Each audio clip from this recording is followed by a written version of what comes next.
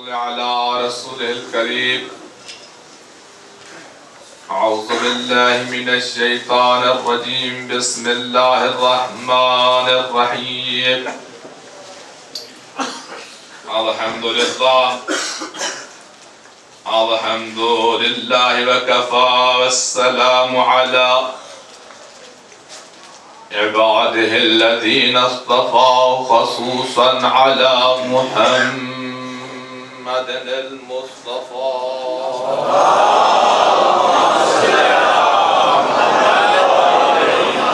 أهل بيته الطيبين الطاهرين الشرفاء. أما بعد فقد قال الله تبارك وتعالى في كتابه المجيد وخطابه الحميد وقوله الحق. بسم الله الرحمن الرحيم. إياك نعبد وإياك نستعين. اهدنا الصراط المستقيم صراط الذين أنعمت عليهم غير المغضوب عليهم ولا الضالين. صدق الله العلي العظيم وصدق رسوله النبي الكريم. أما بعد بسم الله الرحمن الرحيم.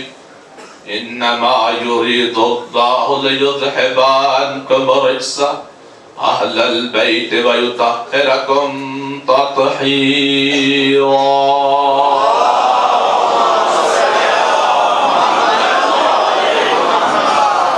قابل احترام سامعین عزیز، 1429 ہجری کے ماہ محرم کے عشرائے ثالث کی اس فرش عذاب پہ میری آج آپ سے تیسری نشست ہے، اور حسب عادت گفتگو کا پہلا حصہ معرفت امام کے نام سے شروع کر رہا ہوں کہ ہر بندہ متلاشی عرفان حق ہے، اور ہر بندہ متمنی زیارت امام ہے. اس کے لیے بڑی دعائیں، بڑی مناجات، بڑی ریاضتیں بندہ کر رہا ہے. بڑے اعمال و وظیفے علماء سے، فقراء سے، فقہا سے لے رہا ہے. کوئی ایسا طریقہ ہو کہ جس سے بھی آنکھیں نور امامت کا زیارت کا شرف پا لیں. کیا وجہ ہے کہ اتنی دعاؤں کے باوجود، دعائے ندبہ پڑھنے کے باوجود، دعایات پڑھنے کے باوجود، اتنی مناجات کرنے کے باوجود ہمیں زیارت نہیں ہو رہی؟ کتنی بد نصیبی ہے ہماری کہ ہم دنیا کی ہر اچھی بری چیز کو دیکھیں اور اس کو نہ دیکھیں جس کی وجہ سے کائنات قائم ہے، جس کے وجود بابرکت کی بدولت ہمارے سانسوں کی یہ ٹور چلتی ہے، یہ دنیا کا نظام لیل و نہار کی گردش چاہیے. کئی امراض ہیں اس کے، جن امراض کی وجہ سے ہم وہ زیارت کا شرف نہیں پاتے. تو ایک مختصر سا کلیہ ہے زیارت امام کا کہ کسی امام کے زمانے میں کسی مومن نے امام سے ہی کہا کہ مولا کیا ایسا ممکن ہے کہ میں رات کو سوتے ہوئے بھی آپ کی زیارت کروں؟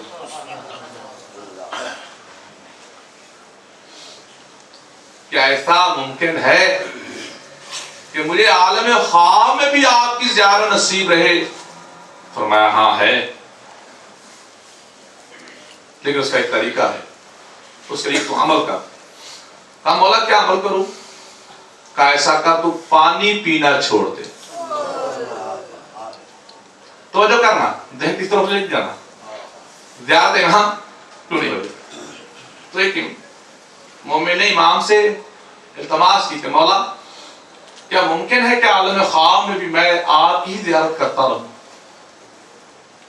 مولا کہاں ممکن ہے؟ تو اس کے لیے ایک کام کر تو. مولا کیا کروں؟ تو پانی نہیں پینا، تو نے پانی نہیں پینا، زیارت امام کو جا اور پانی کیا بھی کوئی مسئلہ تھی. کہا تو نے پانی نہیں پینا. اس نے کہا مولا ٹھیک ہے. زیارت امام کے اس متمنی عاشق نے پانی پینا چھوڑ دیا.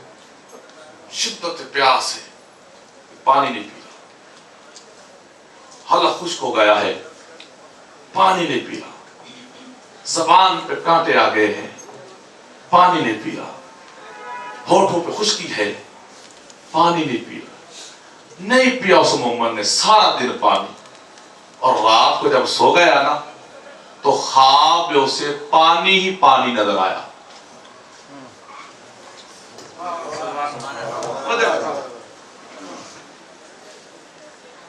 رات سویا تو خواب میں اسے پانی ہی پانی نظر آیا. صبح اٹھا بڑا پریشان ہوا، وہ اللہ کی بارگاہ میں پہنچا، کہا مولا مجھے تو ساری رات پانی ہی نظر آیا ہے. کہا جب تو پانی کی فکر لے کے سوئے گا تجھے پانی ہی نظر آئے گا، میری فکر لے کے سوتا تو میں تیری نظر آتا.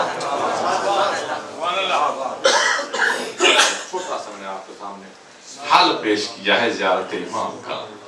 جب ہماری فکر ہی امام کی طرف نہیں جائے گی تو ہمیں زیارت کیسے ہوگی؟ زیارت تبھی ہے کہ آپ کی ہر سوچ امام کی طرف ہو. اور ویسے بھی سائنس کہتی ہے کہ بندہ جو چیز سارا دن سوچتا رہے خواب میں اسے وہی چیز نظر آتی ہے. اگر دنیا سوچ کے سوئے گا تو دنیا ہی نظر آئے گی. سارا دن اگر فکر امام میں رہو گے تو پھر تجھے جانے کی ضرورت نہیں، امام خود تیرے خواب میں آ جائیں گے. صلوات پڑھیے گا بلند آواز سے. میں آگے بچھا ہوئے پرخروش فرش اعلیٰ پہ ایک سلسلہ گفتگو سورہ الحمد کی آیتوں کو لے کے شروع کیا ہوا ہے. اور مشہور عالم آیتیں ہیں کہ یہ وہ آیتیں ہیں کہ جس نے کبھی قرآن بھی نہیں پڑھا نا اس کو سورہ الحمد یاد ہے. وہ نماز میں ہر بندہ کہہ رہا ہے ایاک نعبد و ایاک نستعین. ان دو آیتوں کو لے کے دنیا کے مولویوں نے شور مچا دیا کہ تیری ہی عبادت کرتے ہیں، تیری ہی مدد مانگتے ہیں. یعنی کہ اسی آیت کو دلیل بنا کے لوگوں نے کہنا شروع کیا کہ اللہ کے علاوہ کسی سے مدد نہیں مانگنی چاہیے. کل کی گفتگو کو میں نے اب آپ کو بتایا تھا جو خود کسی کا محتاج نہیں وہ بھی کہتا ہے میری مدد کرو. بات ہو چکی ہے. لیکن غور طلب بات یہ ہے کہ بندہ اللہ سے کہہ رہا میں تیری عبادت کر رہا ہوں اور تجھ سے مدد مانگ رہا ہوں. آیا وہ مدد کیسی ہے؟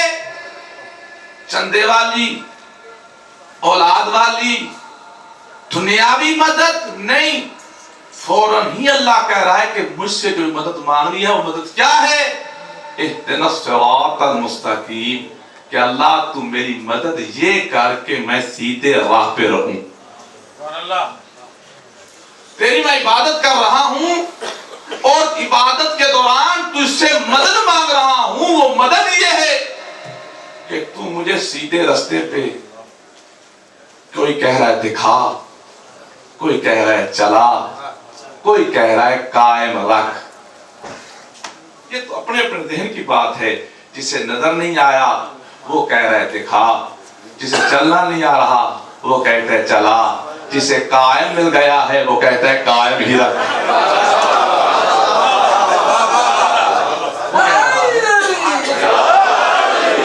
صبر میں انسان کہہ رہا ہے کہ مجھے قائم رکھ. صراط اللہ مجھے سیدھی راہ پہ قائم رکھ. پھر آگے اصطلاح ہو رہی ہے واضح طور پہ. پہلے کہا عبادت کرتا ہوں تیری، پھر کہا تجھ سے مدد مانگتا ہوں. کس چیز کی مدد؟ سیدھے رستے پہ قائم رہنے کی مدد. اب پھر سیدھا رستہ کون سا؟ صراط الذین انعمت علیہم، ان لوگوں کا سیدھا راستہ جن پر تیرا انعام ہوا۔ یہ تھا وہ سلسلہ گفتگو جو میں نے آپ کے سامنے شروع کیا تھا، اور میں نے پہلی گفتگو میں بتایا تھا کہ ہر بندہ کہہ رہا ہے، بلا فاصلہ کہہ رہا ہے کہ مجھے انعام والوں کا رستہ دے اور ان کا رستہ نہ دے جن پہ تو غضب کر رہا ہے، جن پہ تو غضبناک ہے۔ یعنی ایک ہی سورہ میں، ایک ہی آیت کے اندر اللہ نے انعام والے بھی رکھے ہیں، اللہ نے غضب والے بھی رکھے ہیں، دونوں کو ساتھ ساتھ رکھا، لیکن انعام والے رہے، غضب والے ہی ہیں۔ لیکن اس کے لیے میں نے پھر ایک آیت پڑھی تھی کہ آج ہر بندہ کہہ رہا ہے یا اللہ مجھے سیدھی راہ دکھا، کوئی کہہ رہا ہے سیدھی راہ پہ چلا، کوئی کہہ رہا ہے مجھے سیدھی راہ پہ قائم رکھ۔ اب جب ہر بندہ دعا کر رہا ہے سیدھی راہ پہ چلنے کی، سیدھی راہ کو دیکھنے کی، سیدھی راہ پہ قائم رکھنے کی، وہ سیدھی راہ کن کی؟ جن پہ اللہ کا انعام ہوا۔ اب وہ انعام والے کون کون سے ہیں؟ اور اس کے لیے میں نے پھر ایک آیت پہلی تقریر میں پڑھی تھی کہ اللہ کہہ رہے کل اننی ہدانی ربی الی صراط مستقیم دینا قیما ملت ابراہیم حنیفا وما کان من المشرکین، کہ نبی ان سے کہو کہ یہ سب کہیں کہ اللہ ہمیں سیدھے راہ پہ قائم رکھ۔ کون سا سیدھا راہ؟ وہ سیدھا راہ جو ابراہیم کا رستہ تھا۔ کون سا ابراہیم؟ وما کان من المشرکین، جو مشرکوں میں سے نہ تھا۔ یعنی ابراہیم کے رستے کو اللہ نے کیا کہا؟ سیدھا رستہ۔ اور ابراہیم کون سا ابراہیم؟ جو مشرکوں میں سے نہ تھا۔ یعنی ابراہیم کا رستہ صراط مستقیم اس لیے بنا کیونکہ ابراہیم نہ خود مشرک تھے، نہ ان کا تعلق مشرکوں سے تھا۔ ابراہیم کا رستہ سیدھا رستہ ہے، وہ ابراہیم کا جو مشرکوں میں سے نہ تھا۔ پہلی دلیل میں نے دی تھی کہ صراط مستقیم کا رستہ اسی کا رستہ ہو سکتا ہے جو نہ بت پرست ہو، نہ کسی بت پرست کی اولاد ہو۔ تو ابراہیم کا رستہ سیدھا رستہ ہے۔ ابراہیم جو مشرکوں سے نہ تھا، جس کا تعلق مشرکوں سے نہ تھا، تو وہ ابراہیم جس کا رستہ سیدھا رستہ ہے، جو مشرکوں سے نہ تھا، اس توحید پرست ابراہیم نے قرآن میں اللہ سے دعا کی، ربنا وجعلنا مسلمین لک ومن ذریتنا امتا مسلمتا لک، کہ اے میرے رب مجھے اپنا ایسا ماننے والا رکھ اور میری اولاد میں سے ومن ذریتنا امتا مسلمتا لک، میری اولاد میں سے ایک ایسی جماعت کو رکھ جو تیرے علاوہ کسی کو نہ مانتی ہو۔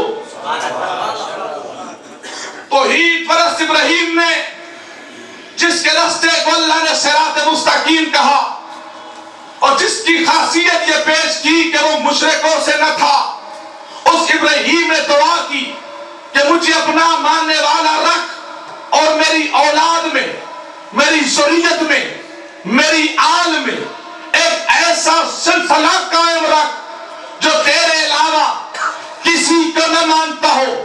اور اسی سلسلہ ابراہیم میں سے ایک آیا ہے یوسف، جس نے کہا وَاتَّبَعْتُ مِلَّةَ آبَائِ إِبْرَاهِيمَ وَإِسْحَاقَ وَيَعْقُوبَ وَمَا كَانَ لَنَا أَن نُشْرِكَ لَهُ، کہ میں کون ہوں؟ میں اپنے آبا ابراہیم، اسحاق، یعقوب کا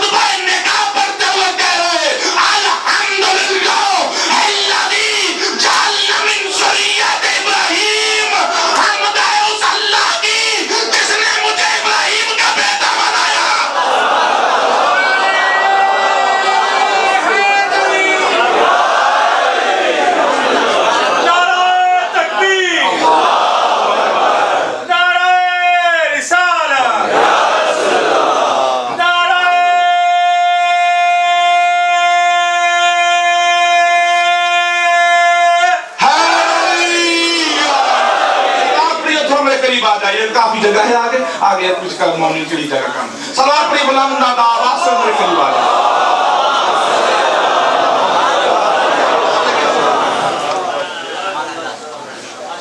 بارہ جگہ صلوات پڑھیے گا.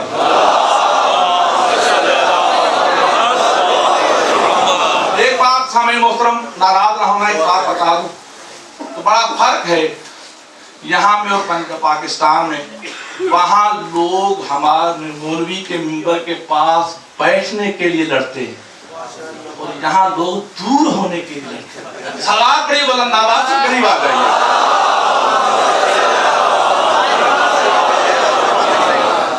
ابراہیم کا راستہ کیا ہے؟ صراط مستقیم. ابراہیم کون؟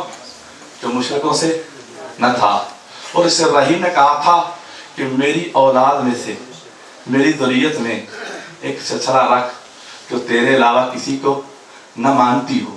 اور اس کا اعلان یوسف نے اس طرح کیا کہ میں ابراہیم کی اولاد اسحاق و یعقوب کی اولاد سے ہوں, اور میں نے کبھی بھی اللہ کا کسی کو شریک نہیں بنایا, اور اولاد ابراہیم سے ہونا ذالک فضل اللہ, میرے اوپر اللہ کا فضل ہے.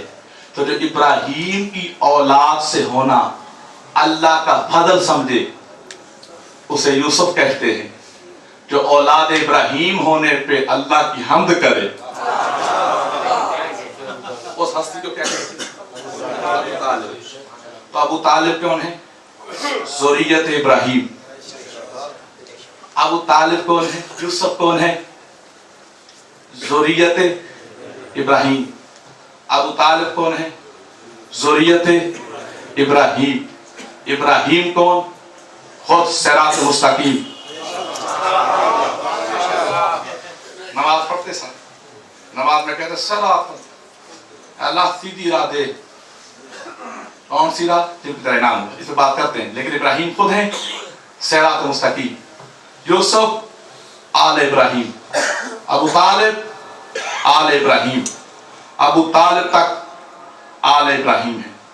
اور پوری دنیا میں دو ہی ہستیاں ہیں جن پہ اور جن کی اولاد پہ اس وقت کے سارے مسلمان درود پڑھ رہے ہیں. وہ ہستی یا مصطفیٰ کی ہے یا ابراہیم کی ہے.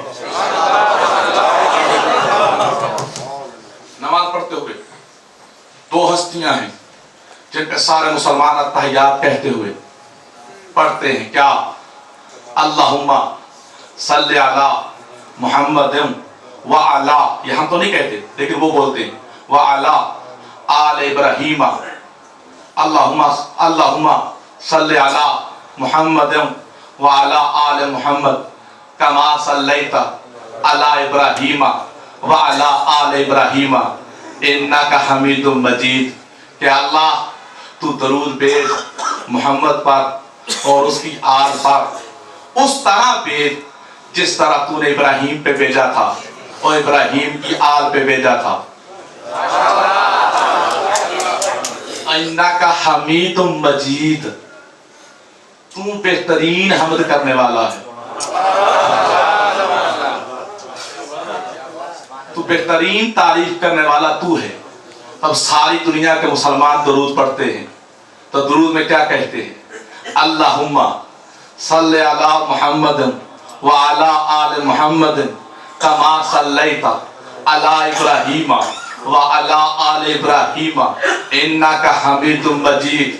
دنیا والا درود پڑھتے ہو نماز میں, غور نہیں کرتے. خشوع نماز یہ ہے, خشوع خضوع نماز یہ ہے کہ جب بندہ التحیات پڑھتے ہوئے, جب بھی بندہ نماز پڑھے اور جب اس کے ذہن میں جب وہ کہے کہ مجھے سیدھی راہ دکھا, تو اس کی نظر میں سیدھی راہ رہنی چاہیے اور وہ انعام والے بھی ہونے چاہیے. میں نے پہلے تو یہ کہا تھا نا کہ اس کے ذہن میں سب ہونے چاہیے, کیونکہ نماز کا خشوع و خشوع تبھی قائم رہتا ہے جو وہ کہے اس کے ذہن میں وہ بھی ہو. یہ نہیں کہ زبان سے کہے کچھ اور دماغ میں حساب دکان کے کرے. یہ خشوع و خشوع نہیں. تو خشوع و خشوع کے لیے ضروری ہے کہ بندہ جو کہے اس کے ذہن میں وہ باتیں ہوں. تو جب بندہ تحیات پڑھے تو اس کو چاہیے کہ تحیات پڑھتے ہوئے جب کہے اللہم صلی علی محمد تو محمد کہتے ہوئے اس کی زبان پہ محمد ہو، ذہن میں تصویر محمد ہو، اور جب کہے وعلی آل محمد تو اس وقت زبان پہ آل محمد ہو، ذہن میں حسن ہو، حسین ہو، فاطمہ ہو، علی ہو۔ نماز کا خصوص مجد لینا ہے۔ سارے مسلمان نماز پڑھتے ہیں تو کہتے ہیں اللہم صلی علی محمد وعلی آل محمد کما صلیت علی ابراہیم وعلی آل ابراہیم۔ تو درود پڑھنے کا فائدہ تبھی ہے جب بندہ محمد کہے تو اس کی زبان پہ محمد ہو، ذہن میں مصطفیٰ ہو، اور جب آل محمد کہے تو زبان پہ آل محمد ہو تو ذہن میں ساری آل محمد ہو، چاہے ولی کی صورت میں، چاہے حسین کی صورت میں، چاہے حسن کی صورت میں، چاہے فاطمہ کی صورت میں۔ اور جب وہ کہے کما صلیت علی ابراہیم تو اس وقت اس کے ذہن میں ابراہیم ہو، اور جب کہے وعلی آل ابراہیم تو اس وقت اس کے ذہن میں اسحاق ہو، یعقوب ہو، یوسف ہو، ہاشم ہو، عبد المطلب ہو، اور ساتھ ہی ابو طالب ہو۔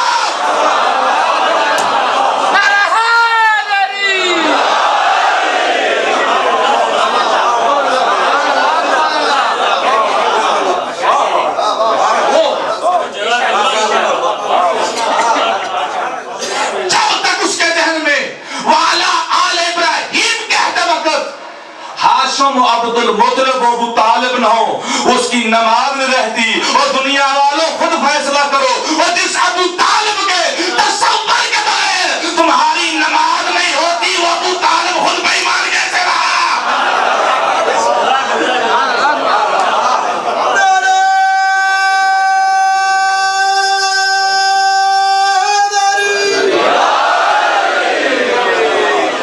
نماز سبھی قابل قبول ہے جب درود پڑھتے ہوئے تمام ہستیوں کو ذہن میں رکھے۔ اور لطف کی بات ہے کہ جب نماز سے باہر جا کے درود پڑھتا ہے وہ اور ہوتا ہے۔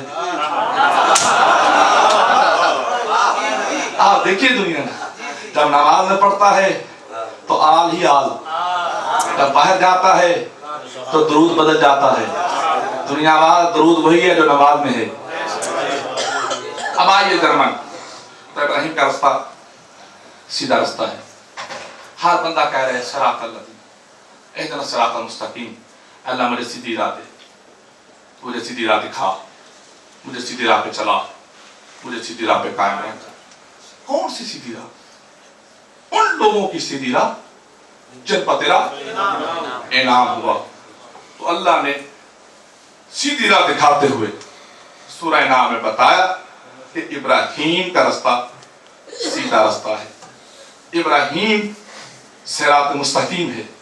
تو ابراہیم صراط مستقیم کیوں بنا؟ کیونکہ صراط مستقیم وہی ہے جس پہ انعام ہے۔ فکر بلند کرنا، صرف ذہن میرے طرف رکھنا۔ ابراہیم صراط مستقیم ہے۔ تو صراط مستقیم کون ہے؟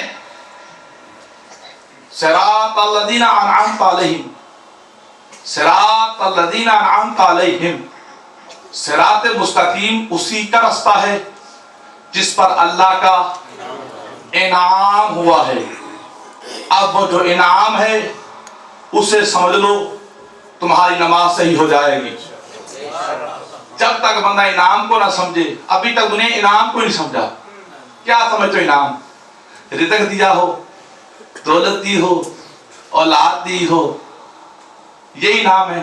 نہ، انعام سن کس کو کہتے ہیں؟ اللہ کی نظر میں انعام کیا ہے؟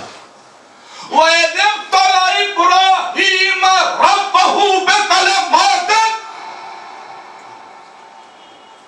کہ ابراہیم کو اس کے رب نے آزمایا کچھ کلمات کے ذریعے، فَأَتَمَّهُنَّ، جن میں وہ کامیاب ہو گیا۔ جیسے وہ کامیاب ہوا تو اللہ نے کہا قَالَ إِنِّي جَاعِلُكَ لِلنَّاسِ إِمَامًا۔ ابراہیم تو کامیاب ہوا ہے تو اس کا انعام یہ ہے کہ میں نے تمہیں امام بنا دیا. امامت کیا ہے؟ انعام. امامت کیا ہے؟ انعام. اب اللہ نے کس کو آزمایا؟ ابراہیم کو، جو صراط مستقیم ہے. تو صراط مستقیم کون ہے؟ جو انعمت علیہم ہے. اب انعام ملا ابراہیم. نبوت اس کے پاس تھی، رسالت اس کے پاس تھی. اللہ نے کہا میں تمہیں ایک انعام دوں گا. اس انعام کے لیے پہلے بیٹے کے گلے پہ چھری پھیر. تو ابراہیم تیار ہو گئے. کہا اسماعیل آ تجھے چھری پھیروں، تجھے ذبح کروں. کہا بابا میں تیار ہوں، تو ذبح کر میں ہوں گا، لیکن مجھے بتا اس ذبح کرنے کے بدل میں ملے گا کیا؟ کہا مجھے امامت مل جائے گی، مجھے امامت مل جائے گی. نبوت ہے، رسالت ہے، لیکن بیٹے کو اس کو کھانے کے لیے تیار کر رہا ہے. کہا بابا کیوں، کیا ہوگا؟ کہا مجھے امامت مل جائے گی، امامت مل جائے گی. دنیا کا کوئی آفیسر تنزلی کے لیے قربانی نہیں دیتا. دنیا کا کوئی آفیسر تنزلی کے لیے قربانی نہیں دیتا. ہر کوئی قربانی دیتا ہے ترقی کے لیے، ترقی کے لیے. تو مجھے نہیں معلوم کہ دنیا کا کیا اصول ہے، لیکن اس لیے بات ضرور جانتا ہوں کہ نبوت و رسالت ہونے کے باوجود انعام امامت کے لیے ابراہیم و اسماعیل کا تیار ہو جانا اس بات کی بھیجن دلیل ہے کہ ابراہیم و اسماعیل کی نظر میں امامت سے بڑا کوئی انعام ہے ہی نہیں.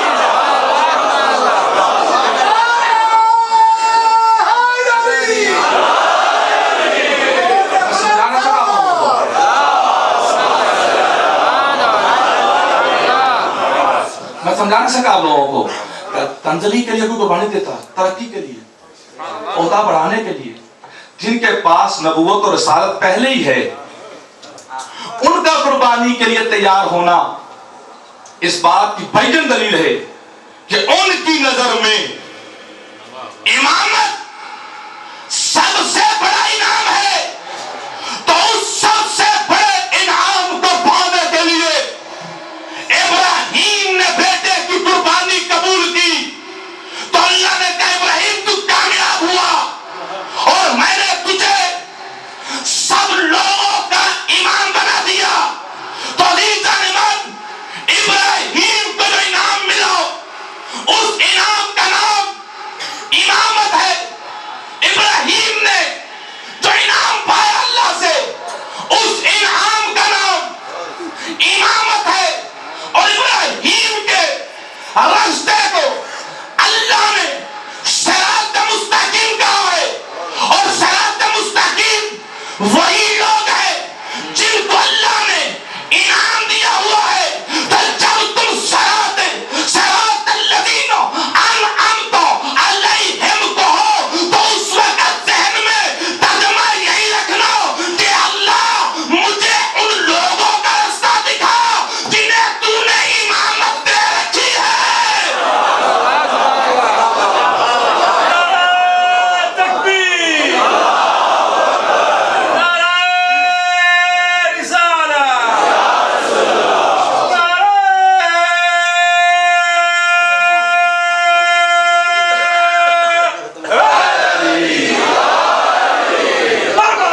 محمد بابا صلوات.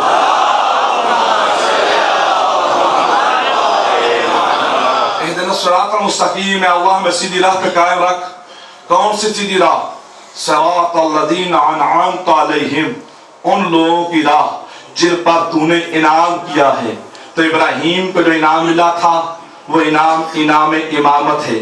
اگر امامت ہی سب سے بڑا انعام ہے تو پھر یہ کہنے میں حق بجانب ہوں کہ اللہ مجھے ان لوگوں کا راستہ دکھا، ان لوگوں کے راستے پر قائم رکھ جنہیں تو نے امامت دے رکھی ہے.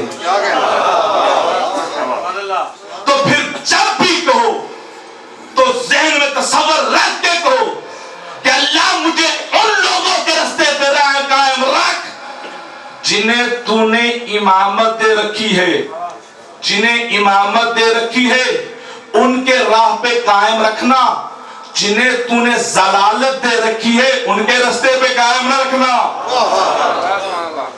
تب ہوگی نماز قبول۔ تو اللہ نے کہا ٹھیک ہے ابراہیم، تو نے کامیاب ہوا اور میں نے تمہیں انعام میں امامت دے دی۔ جیسے امامت جیسا انعام ابراہیم کو ملا تو فوراً ابراہیم نے کہا یا اللہ اس انعام کو میری اولاد میں رکھ دے۔ اگر یہ امامت جیسا انعام ابراہیم تک رہتا تو وہ انعام والا صرف ابراہیم ہی رہتا۔ ابراہیم کا یہ کہنا من ذریتی، یا اللہ میری اولاد میں بھی قائم رکھ، اس بات کی بین دلیل ہے کہ وہ سارے انعام والے جب تک ذہن میں نہ ہو نماز نماز نہیں رہتی۔ امامت انعام ہے اور اس انعام کے لیے ابراہیم نے کیا کہا؟ خالق اس کو جاری رکھ میری اولاد میں۔ اللہ نے کہا ہاں یہ تیری اولاد میں رکھوں گا، لیکن لا ینال عہد الظالمین، یہ عہدہ کسی ظالم کے لیے نہیں ہے، یہ عہدہ کسی ظالم کے لیے نہیں ہے۔ بڑے غور سے سننا، اللہ نے کہا تیری اولاد میں ابراہیم میں اس امامت کو رکھتا ہوں، لیکن یہ امامت تیری اولاد کے مظلوموں کو ملے گی، ظالموں کو نہیں۔ اب کوئی شجرہ بناتے ہوئے ظالم و مظلوم کا شجرہ بناتے ہوئے ابراہیم تک نہ لے جانا، چاہے لے بھی جاؤ گے یاد رکھنا ظالم ظالم ہی رہے گا، مظلوم مظلوم ہی رہے گا۔ تو امامت کے لیے خاصہ کیا ہے کہ ظالموں کے لیے نہیں مظلوموں کے لیے ہے، اور یہی وجہ ہے کہ جس نے بھی اس منصب امامت پہ جلوہ فکر ہوئی ہے جو ہستی، وہ اپنی ذات میں اپنی مظلومیت کی مثال خود ہی بنی ہے۔ ہستی اپنی مظلومیت کی مثال خود ہی بنی ہے۔ کیوں؟ کیونکہ یہ امامت جیسا انعام مظلومین کے لیے اللہ نے رکھا ہے، اور اسی منصب امامت پہ چوتھا مظلوم جو آیا ہے اسے علی زین العابدین کہتے ہیں۔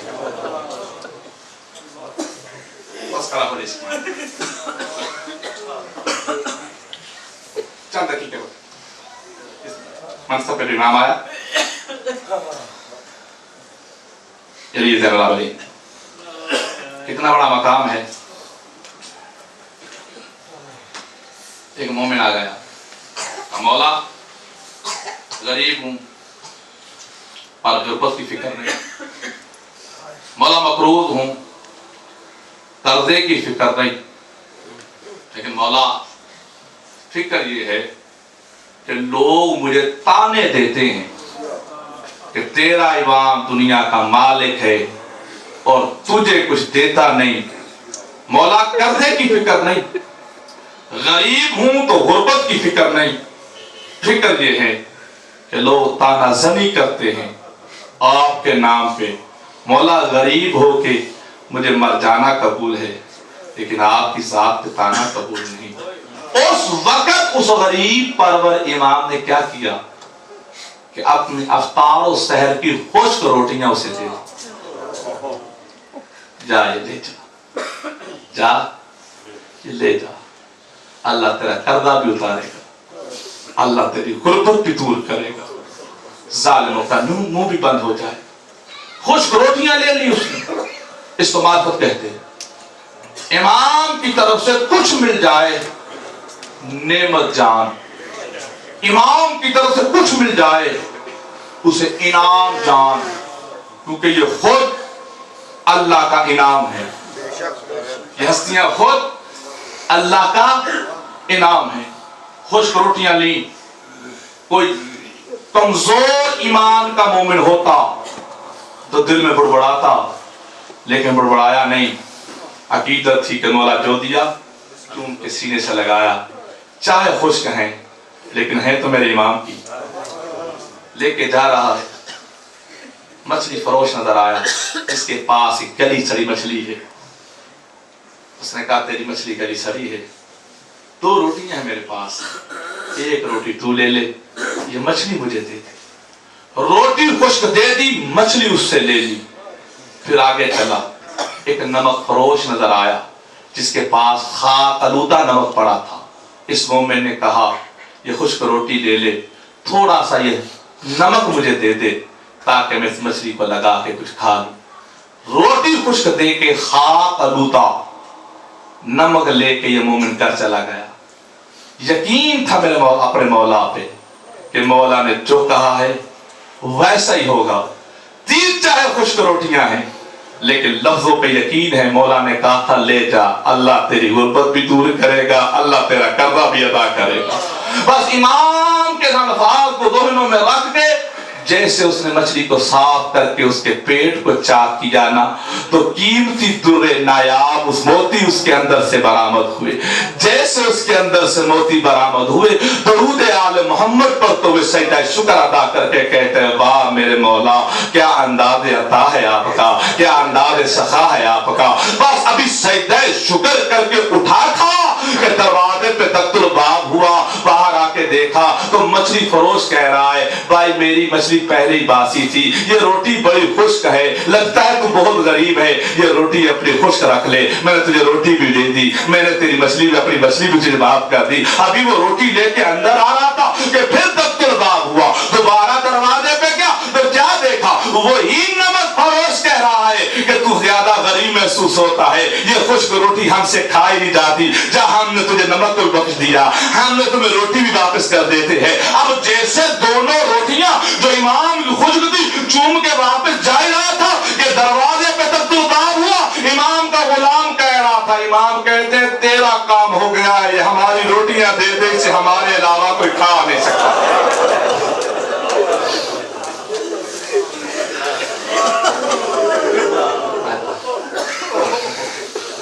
اس لیے ہمارے علاوہ کوئی کھا نہیں سکتا.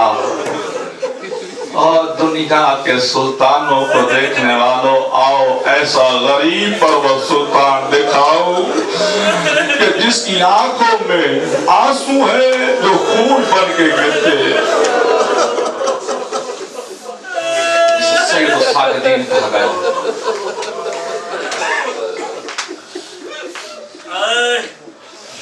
کہ 35 سال آنکھوں سے پانی نہیں خون رویا. جو مریض کربلا ہے اور جس کے مرض کا نام شام ہے,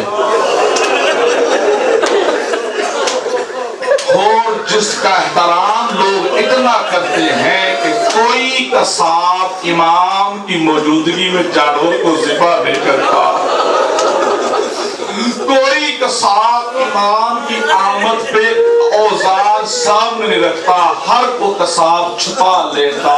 اور امام گزرتے گوشت لٹکتا دیکھتے تو قصاب سے پوچھتے اے قصاب تو نے اس جانور کو پانی پلایا تھا, تو نے اسے کھانا دیا تھا, تو نے اس کو سیر کیا تھا. تو قصاب کہتا تھا ہاں مولا, آپ کے نانا کی شریعت کے مطابق جو جو حکم تھے میں نے سارے حکم پورے کیے, میں نے اسے پانی بھی پلایا ہے, میں نے کھانا بھی دیا ہے. تو جب یہ سنتے تو رو کے کہتے ہائے لوگ جانور ذبح کرتے ہوئے انہیں پانی پلاتے ہیں, ہائے میرے مظلوم بابا حسین جسے لوگوں نے پیاسا ذبح کر دیا. آمد اللہ اس شام کا قیدی مولا, شام غریبہ کو دستار امامت پہنے والا امام, کہ جس کے غیرت کے امتحان شروع ہو گئے تو وہ زنجیر میں پابند کر کے جب ابن زیاد کے دربار میں لایا گیا نا میرے مولا کو, تو میرے مولا کی کمر جھکی ہوئی تھی. جیسے جھکی کمر کے ساتھ ابن زیاد نے میرے سید الساجدین بیمار کربلا امام کو دیکھا نا, تو یہ مرون منبر سے کہتا ہے یہ بڑا اختلاف نظر آ رہا ہے بنو ہاشم میں. چند دن پہلے میرے دربار میں ایک ہاشمی جوان آیا تھا جس کا نام مسلم تھا. اس کے گلے میں بھی توپ تھا, پاؤں میں بیڑیاں تھی, ہاتھوں میں ہتھکڑیاں تھی, لیکن جب میرے دربار میں آیا تھا اس کا سینہ اٹھا ہوا تھا, گردن اس کی اکڑی ہوئی تھی. یہ کون سا ہاشمی جوان ہے کہ جس کی کمر چکی ہوئی ہے؟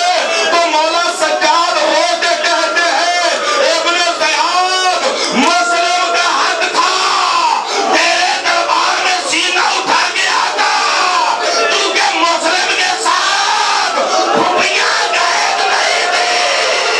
میری مجبوری ہے کہ میرے ساتھ میری ماں بھی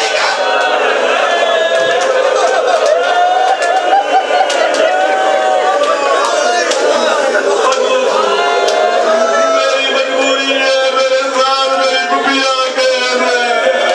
میری مجبوری ہے, میرے ساتھ میری مائیں میری دائیں.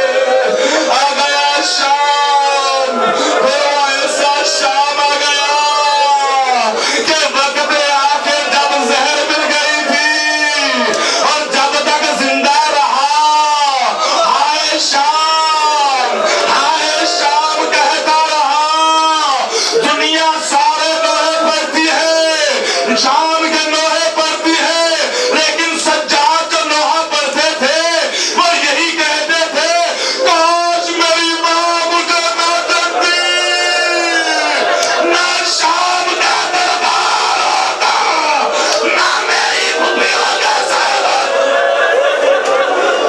اور اس قدر غربت آ گئی کہ مدینہ شہر میں نبی کا نواسا زہر عبد الملک بن مروان سے شہید کر دیا گیا.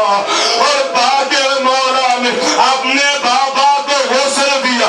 جب غسل کے لیے بابا کے کرتے کو اتارا تو سید الساجدین کے سینے پہ زخم نظر آئے.